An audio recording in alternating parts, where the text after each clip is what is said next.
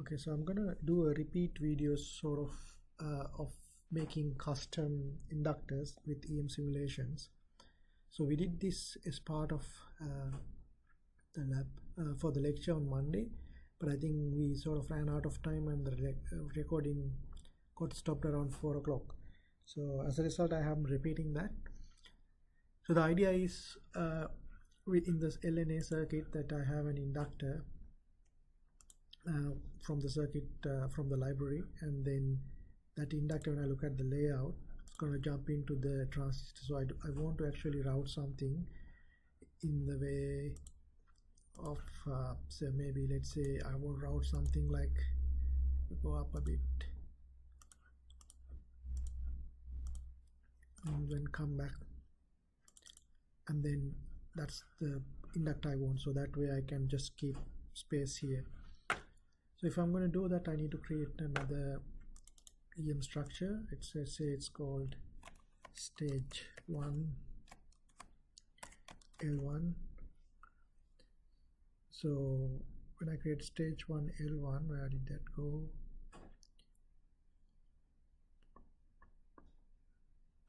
Okay, so that's stage 1 L1. There's nothing in there, so I want to get this shape that I made plus this shape, because that's the inductor that we originally had, to here. Then I can click. I need to check the length of this because that length determines the inductance. So I can go draw path. Let's see how long it is. About 775. So I need to, if I click on this, if I click on something here, 760 or 750, so it's probably all right, close enough. So I want to just make these gaps properly. That's it. I want to move this. So you can click that and press tab, and then this window will appear. See how much gap it is here, 9.6. So I want to move 4.6. This, sorry, 4.6, and then I will do a air bridge here and then get another metal. So to do the next part, I'll just pick up. So we need to make sure this is actually metal 1, but EM metal 1. So there's only few layers. So if you're using version 14, you will come into this problem where you have only few layers to define. So what you need to do is go to layout, stage 1 L1, right click, properties, see this clock column, clock them and then unclock them, and then once you come back, you right click, shape properties, you will have multiple EM layers. So at the moment I'm going to select this as EM thick. So when I select this EM thick, it means metal 1 and metal 2 on top of each other. Then I'll take one part from the, this is, I'm going to make this EM thick as well.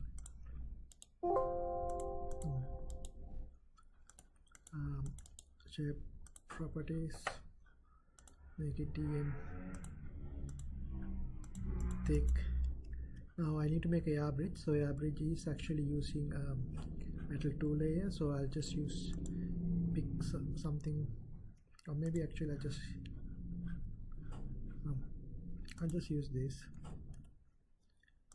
and then right click, shape properties, and make it show it's EM2, and then that needs to be slightly smaller, actually 0.5 from each side minimum. So I'll just make it -1, then move it here. Other thing that might be useful is to go to, you see this thing just can't really move it, it goes in steps of 5. So I can go to the project here, right click, or actually expand here, go to enclosure, make it grid size of 1 by 1, so that way I can just move it smoothly. Now I want this to be a bit larger. because it's going to be the average. So move it by 0.5. Then I want to have, so now this is a metal 2, this is thick, so it's going to run into each other, so we need to take a part out from here. So I'm going to subtract a part,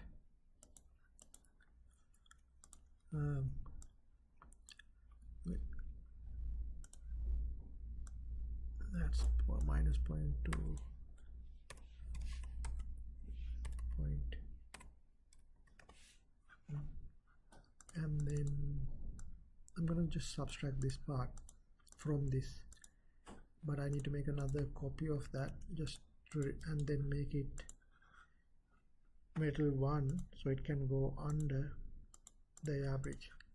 So I click this, if I want to subtract, and click the one that I want to subtract, and then go here, say subtract, so it goes away. Put that metal 1, so it actually is now a average. This part is the average. So I want to have a VR.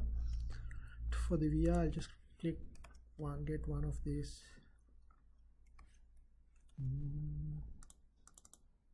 Make it smaller. Put it here. Put something similar. Put it here. Now I'm actually ready to simulate this, so I don't need this anymore. I'll delete it. And I need to assign port. So this is going to be my port 1. This is going to be my port 2. Okay, so I can look at the mesh. So decent mesh. So I can now go back to the, and then simulate this. So it might take about a few minutes. The other thing that you need to remember when you do this, you need to make sure your project frequency is set to, say, at least for the EM simulation, frequency is set to at least 100 gigahertz or something. So you want to capture the higher frequency effects of the EM simulation in your frequency response. Now let's probably will take a few minutes. Now so we made an inductor in this shape. Doesn't mean you need to do it the same way. You can actually run it, so you should, because the EM simulation, setting it up will take some time. So if you have to do it for each inductor, that's going to take up some time for you. So I think it's recommended, if you can use the P15 library inductor as it is, with some transmission lines, maybe try to stick with it, because it will be the easiest way forward. But in only where you can't avoid it, or you can't really use any of the P15 process inductors, because it runs into a transistor, it runs into a capacitor. Just use these custom made inductors. But it's good to know how they are made. So now the frequency response is still from the P15, so I can actually now get a sub circuit. So this is the one we made. Click that, so I don't want this anymore. I'll go back. Yeah, pretty close. So I think this time I didn't really get lucky, but I sort of knew what it is from the, from the class when you did it, and sort of I followed the same, because intuitively I think. Now say you didn't really make it in the first instance, which is the most likely case. Say you have, okay, just don't use this here, because that have problem. So you have a stage 1 L1 inductor now like this. So what I want to do, I will duplicate this.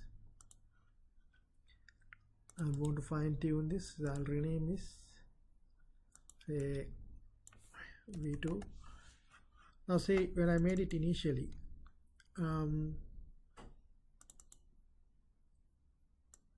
let's say I did it.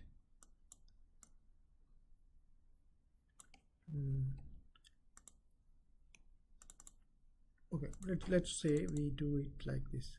I move this 70, move this 70. I'm going to make it shorter, and then I will move all these 70. Now I need to cut out a metal. and then before I cut out I need to make it a thick layer, EM thick, okay. And then I also need to go to, because I want to subtract that, I'll just keep EM thick only, so it will be easier for me to subtract. I will subtract the small segment from the big segment, so I select the big segment first, small segment second, and go subtract. And then if I go back, enable all the layers, so I can see now this, okay, this has to connect to here. Now if I simulate it again, so it's the version 2 now.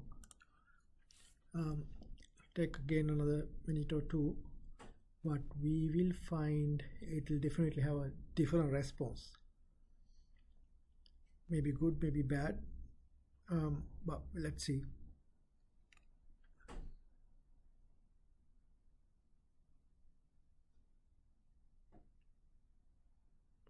So see how I duplicated the first EM structure that I got it set up properly and then duplicate it. So if you have to create your own EM custom, say either inductor or capacitor, you pretty much have to do this step here, on and off. Like just duplicate an inductor that you made already and then just modify it. Okay, so it's almost finished. Okay, now if I go back, so remember this was the response we got, slightly different only. So when if I go back now, change this to my version 2, come back to my S parameters, so it's different, but actually it's somewhat okay, because it's, so this is slightly different because you need to be less than 2, but it actually improved my S11 is to 2. It made gain a bit higher, but the variation is slightly higher as well, but it has a better effect on the return loss. Now when you make your inductors, you will have your own design, like different lengths, so each length, depending on the length, it will have a different response. So somehow this is how you do the inductor, but it's up to you how you really, whether you want to tune it in EM or you're happy, like say in the previous case, I would go, when I did the initial EM setup, it was close enough, so okay, I think I'm happy, and then I'll go for the next inductor, do it next inductor in the different stage, or try to move on to other EM simulations. But if you want to retune at the same stage, you can do another version and try different versions, different lengths. That's up to you. So we'll use this. So have a look at the video. Once you have a look at the video, we'll use this in the lab to get a bit more practice on how to do manual EMs. Okay, I think that's the end of this video. Thank you.